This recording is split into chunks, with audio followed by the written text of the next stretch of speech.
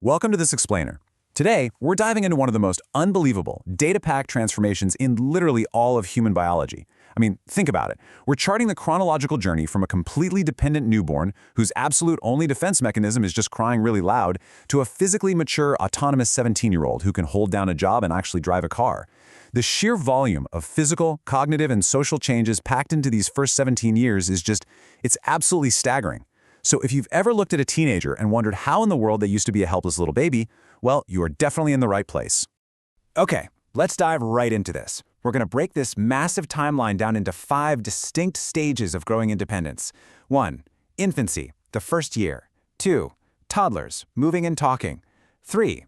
Early childhood, the explorers. 4. Middle childhood, logical thinkers. And finally 5. Adolescence, seeking independence. Starting us off with Section 1, Infancy, the first year.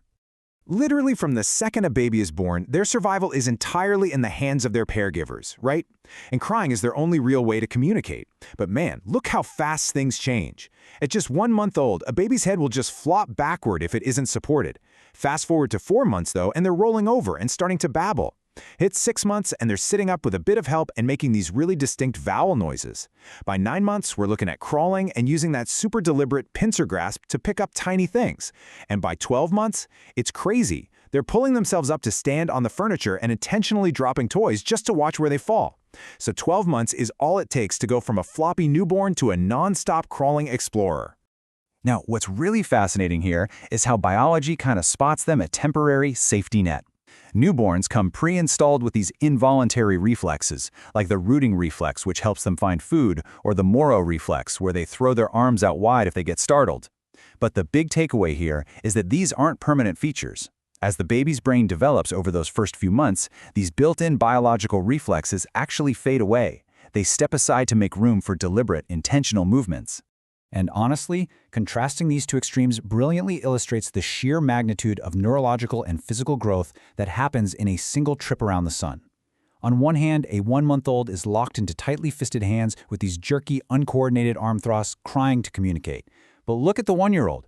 They're using a deliberate pincer grasp, pointing at things, waving goodbye, and even busting out double-syllable words like mama and dada. It is a complete structural overhaul of how they interact with the world. Moving on to Stage 2. Toddlers, moving and talking. Spanning roughly from 12 to 24 months, toddlerhood is an era of massive cognitive leaps, non-stop motion, and, let's be honest, some very frustrating but totally normal bids for autonomy. And this number explains so much. By the time a kid hits 2 years old, their brain has already reached about 80% of its adult size. 80%! This massive neural expansion is exactly what fuels their sudden explosion of physical skills, language development, and just this intense curiosity about everything around them. So, the crucial concept here is something psychologist Jean Piaget called object permanence. During the toddler years, a child finally connects the dots that just because they can't see something, it doesn't mean it ceases to exist. This cognitive milestone fundamentally changes how toddlers interact with the world. I mean, it makes games like hide-and-seek actually work, because now they'll look for a hidden toy.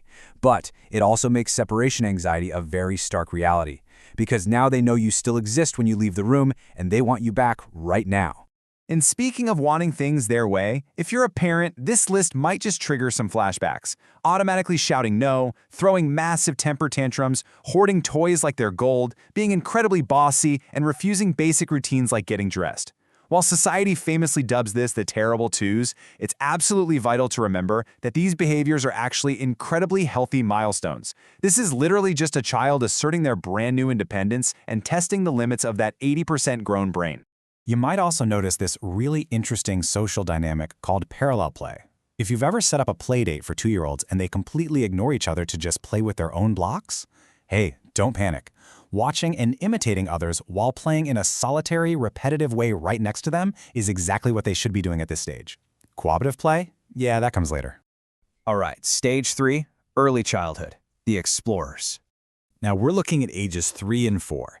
This is when a child's physical balance solidifies, the baby fat disappears, and their imagination just absolutely runs wild. Look at how this built, especially with language.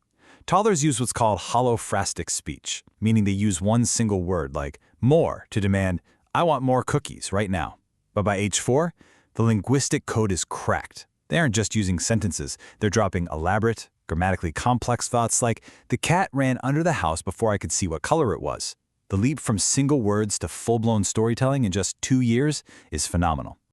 Honestly, a 4-year-old is a quirky, wonderful, and yes, slightly exhausting little creature. They are constant questioning machines. Why? What? Where?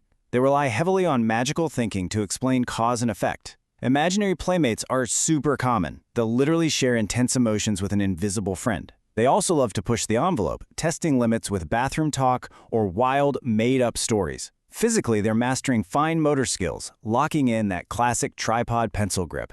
It's a time of pure, unbridled exploration. So that begs the question, what exactly happens when all that magical thinking and imaginary play finally collides with real-world, rule-based logic? That brings us to stage 4, middle childhood, logical thinkers. During ages 5 through 8, kids are typically entering school, losing those baby teeth, and starting to firmly grasp literal reality. And notice how rapidly their skills start compounding. At 5, we see skipping, cutting with scissors, and early counting. By 6, they're riding bicycles and grappling with fears of the dark or the unknown. Hit 7, and they've got the hand-eye coordination for somersaults and a finalized dynamic tripod grip for writing. And by 8, physical endurance is strong, they're tying their own shoelaces, and they're showing clear, logical thinking skills. Physical dexterity and rule-based logic are definitely the defining themes here. And check out this staggering number. By age 6, a child learns between 5 to 10 new words every single day. That pushes their total vocabulary to somewhere between 10,000 and 14,000 words. They aren't just talking more, they are holding down adult-like conversations and asking deeply inquisitive, complex questions. But with increased reasoning comes a much harsher awareness. Around ages 7 and 8, kids develop this deep desire to be perfect. They get highly self-critical and can actually feel shame and guilt. This often triggers meltdowns over minor frustrations, strong mood swings, and a very real fear of failure. It is a turbulent time emotionally as they try to figure out their place in the world and grapple with their own expectations. Finally, we enter stage 5, adolescence seeking independence. Spanning roughly from ages 9 to 17, this is where intense biological changes kickstart that final push away from the parents and toward the peer group. It's fascinating how hormonal shifts perfectly align with psychological needs. In the preteen years, early puberty signs like growth spurts show up right alongside this argumentative streak as they try to assert independence. In the early teens, significant physical changes hit: menstruation, voice dropping, facial hair.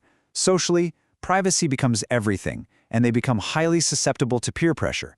By the late teens, as sexual maturity is reached, the focus totally shifts outward to intense romantic interests, driving cars, and getting those first jobs. These adolescent hallmarks are pretty much universal: deeply valuing privacy, arguing with family, following trends, experiencing intense romance. I know that a 15-year-old slamming their bedroom door can feel like straight-up rejection to a parent, but it is actually a vital, completely developmentally appropriate step. They are shifting away from the family unit to build the self-sufficiency required to be an adult in the wider world. And that brings us full circle. Just look at this side by side. On day 1, we have an infant who literally cannot hold their own head up, entirely reliant on caregivers to survive the night. Just 17 years later, we have a physically mature, logical individual who can hold down a job and operate a motor vehicle completely independently. It is, without a doubt, the most miraculous physical and cognitive transformation in nature. Which leaves us with a pretty fascinating thought. If a human being is capable of that level of profound transformation in just 17 short years, what hidden developmental milestones are you still moving through right now? Because development doesn't just stop at adulthood.